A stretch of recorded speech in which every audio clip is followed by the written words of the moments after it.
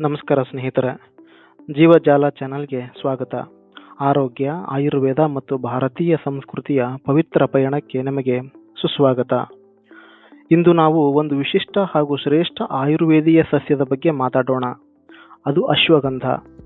ಈ ಸಸ್ಯವು ಆಯುರ್ವೇದದ ಶ್ರೇಷ್ಠ ರಸಾಯನವಾಗಿದೆ. ಅಶ್ವಗಂಧದ ಪರಿಚಯ ನೋಡೋದಾದ್ರೆ, ಅಶ್ವಗಂಧದ ವೈಜ್ಞಾನಿಕ ಹೆಸರು ವಿತಾನಿಯಾ ಸೋಮ್ನಿಫೆರಾ ಅಂತ. ಈ ಸಸ್ಯವು 3000 ವರ್ಷಗಳಿಗೂ ಹೆಚ್ಚು ಕಾಲ ಆಯುರ್ವೇದದಲ್ಲಿ ಉಪಯೋಗವಾಗುತ್ತಿದೆ. ಇದರ ಹೆಸರು ಅಶ್ವ ಪ್ಲಸ್ ಗಂಧ ಎಂದರೆ ಕುದುರೆಯ ವಾಸನೆ ಎಂದರ್ಥ. ಇದಕ್ಕೆ ಈ ಹೆಸರು ಬರಲು ಕಾರಣ, ಇದರ ಬೇರು ಕುದುರೆಯ ಮೂತ್ರದಂತಹ ವಾಸನೆಯನ್ನು ಹೊಂದಿರುತ್ತದೆ. ಇದು ಶಕ್ತಿಯ, ಬಲದ ಮತ್ತು ಉತ್ಸಾಹದ ಸಂಕೇತವಾಗಿರುತ್ತದೆ.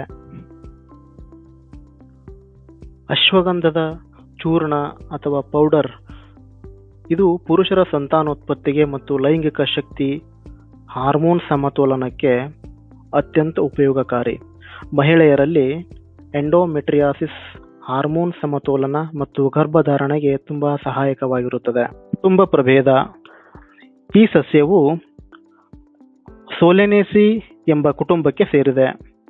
ಇದರ ವಾಸಸ್ಥಳವನ್ನು ನೋಡುವುದಾದರೆ, ಭಾರತದ ಒಣ ಮತ್ತು ಉಪಉಷ್ಣವಲಯ ಪ್ರದೇಶಗಳಲ್ಲಿ ವ್ಯಾಪಕವಾಗಿ ಬೆಳೆಯುತ್ತದೆ ಹಾಗೂ ಆಫ್ರಿಕಾ ಮತ್ತು ಮೆಡಿಟೇರಿಯನ್ ಪ್ರದೇಶಗಳಲ್ಲಿ ಅಲ್ಲಲ್ಲಿ ಕಂಡುಬರುತ್ತದೆ. ಇದರ ಐತಿಹಾಸಿಕ ಹಿನ್ನೆಲೆಯನ್ನು ನೋಡುವುದಾದರೆ, ಅಶ್ವಗಂಧ ಪ್ರಾಚೀನ ಋಷಿ ಪುನರ್ವಸು ಅವರ ಉಪದೇಶಗಳಲ್ಲಿ ಉಲ್ಲೇಖಿತವಾಗಿದೆ. ಚರಕ ಸಂಹಿತ ಮತ್ತು ಸುಶ್ರುತ ಸಂಹಿತೆಗಳಲ್ಲಿ ಇದನ್ನು ಶಕ್ತಿವರ್ಧಕ, ಬಲವರ್ಧಕ ಮತ್ತು ಸಂತಾನೋತ್ಪತ್ತಿಗೆ ಸಹಾಯಕ ಎಂದು ವರ್ಣಿಸಲಾಗಿದೆ.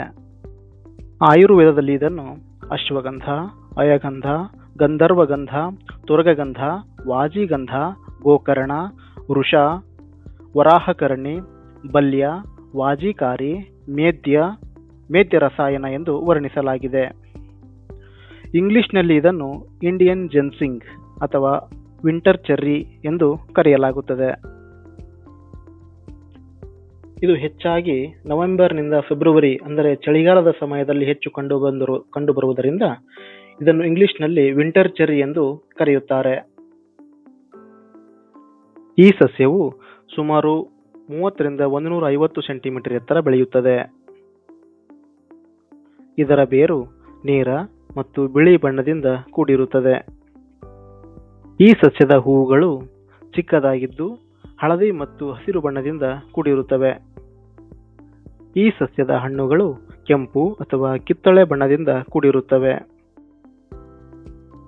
ಈ ಸಸ್ಯವನ್ನು ಹಲವಾರು ಶಾಸ್ತ್ರ ಸಂಹಿತೆಗಳ ಪ್ರಕಾರ ನೋಡುವುದಾದರೆ, ಚರಕ ಸಂಹಿತೆಯಲ್ಲಿ ಅಶ್ವಗಂಧವನ್ನು ಚರಕನು ಹಲವಾರು ರೋಗಗಳ ಚಿಕಿತ್ಸೆಯಲ್ಲಿ ಬಳಸಿದ್ದಾನೆ. ಬಲ್ಯ ಮಹಾಕಷಾಯವು ಶಕ್ತಿವರ್ಧನೆಗೆ, ವಾಜೀಕರಣ ಘೃತವು ಪುರುಷರ ವೀರ್ಯವರ್ಧನೆಗೆ, ಕುಷ್ಠಾದಿ ಲೇಪವು ಚರ್ಮ ರೋಗಗಳಿಗೆ ಲೇಪ. ಈ ಚರಕರು ಅವರ ಚರಕ ಸಂಹಿತೆಯಲ್ಲಿ ಅಶ್ವಗಂಧವನ್ನು ಸರ್ವಾಂಗೀಣ ಆರೋಗ್ಯದ ಪುನರುಜ್ಜೀವನಕಾರಿ ಸಸ್ಯವಾಗಿ ವರ್ಣಿಸುತ್ತಾರೆ. ಇದು ದೇಹ, ಮನಸ್ಸು ಮತ್ತು ಆತ್ಮದ ಸಮತೋಲನಕ್ಕೆ ಸಹಾಯ ಮಾಡುವ ಆಯುರ್ವೇದದ ಶ್ರೇಷ್ಠ ಕೊಡುಗೆಗಳಲ್ಲಿ ಒಂದು ಎಂದು ಬಣ್ಣಿಸಿದ್ದಾರೆ. ಸುಶ್ರುತ ಮಹರ್ಷಿಗಳು ಸುಶ್ರುತ ಸಂಹಿತೆಯಲ್ಲಿ ಬಾಲತೈಲ, ಲೇಪ, ಕಲ್ಕ ಎಂಬ ಔಷಧಿಗಳನ್ನು ವಾತವ್ಯಾಧಿ, ವ್ರಣ, ಕರ್ಣರೋಗ, ಕಫಜ ಶೋಥಗಳಿಗೆ ಉಪಯೋಗಿಸಲಾಗುತ್ತದೆ.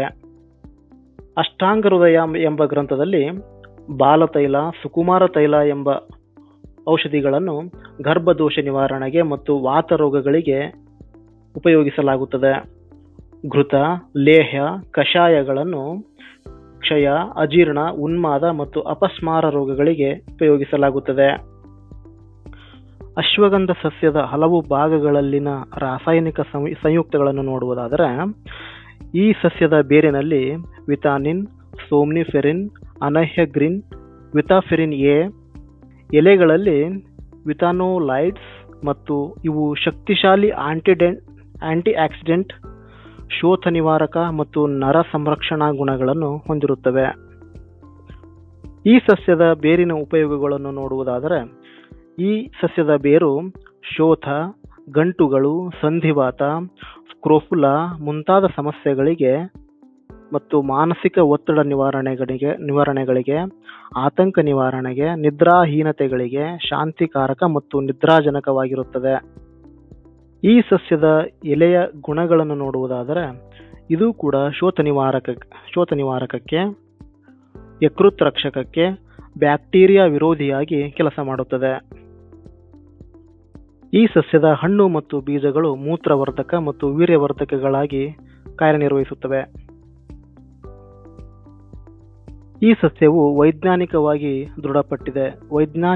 ದೃಢಪಟ್ಟ ಪ್ರಯೋಜನಗಳನ್ನು ನೋಡುವುದಾದರೆ ಇದು ಒತ್ತಡ ಮತ್ತು ಆತಂಕ ನಿವಾರಣೆಗೆ ಅತ್ಯಂತ ಉಪಯೋಗಕಾರಿ ಔಷಧವಾಗಿದೆ.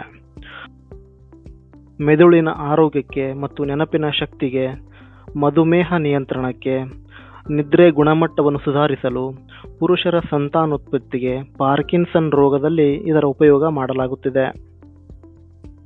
ಇದರ ಸಾಮಾನ್ಯ ಪ್ರಮಾಣ 3 ಗ್ರಾಂ.